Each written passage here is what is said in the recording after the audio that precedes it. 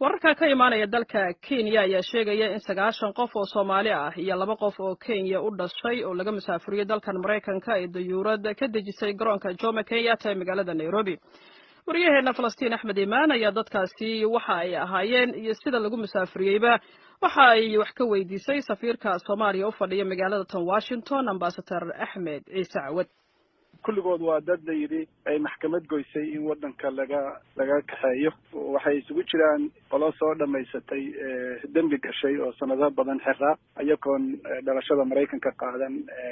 la xiray markii la soo daayana maxkamad goysay in la celiyo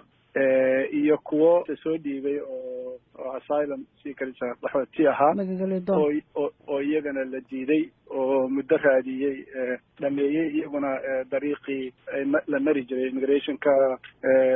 marka dadka labada qole isugu jiraan waa dad ay maxkamad goysay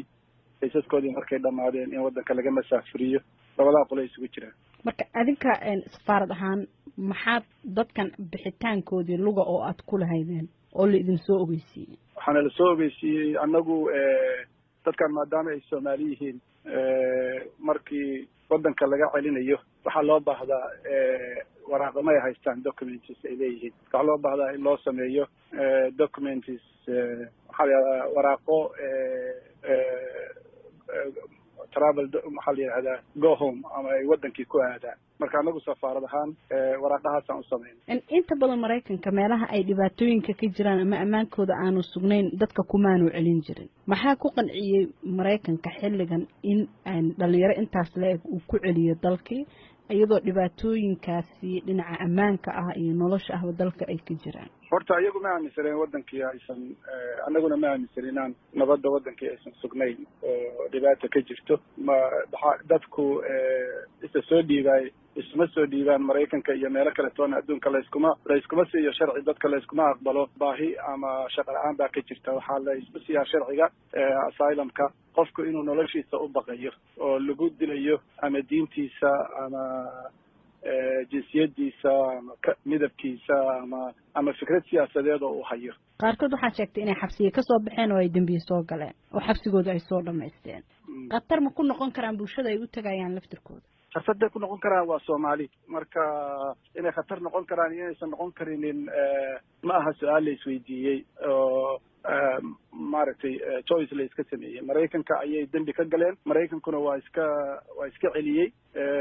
waxaana lagu celinayaa meeshay dalkay u dhasheen marka hadday dambi ka galaan dalkoodii bay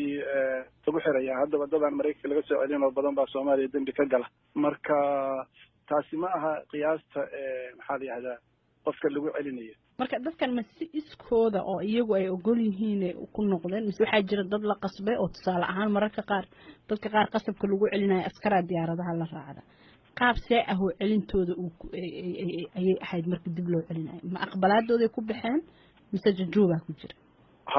kuwan hadda 9 ah sida anagu aan ka warhayno waxay ahaayeen qolyo iyagu aqbalay ogolaaday qoray qoraal dhahaya waxaan rabnaa inaanu noqono marka laakiin waxaan xogtaan hayno waxa weeye qofkii ogol iyo qofkaan ogolaynba qofkii ay maxkamad goyso in la celiyo inay Mareykanka ka go'an tahay inay celiyaan laakiin su'aashaada oo mid meesha ku jirta laga jawaabo waxa weeye qolada tan hadda 9kan waxay ahaayeen kuwa iyagu gabay ka daalay xabsiga ay ku jireen immigration waxaan kula talinay in aan ku ogaano iyagu waxay rabaan iyaga sameeyay ugu dambaysa laakiin ala aqal dadka raba in iyagu noqdaan sidaan ku ogaan karo inay noqdaan waxa weeye inay waraaq iyagu ay iskoodu qoreen ay sameeyaan qolada tan marka hadda 9ka ahi waa dad sidaas sameeyay waxay noo soo direen qoraallo waxaanu ka helay qoraallo ay gacantooda ku qoreen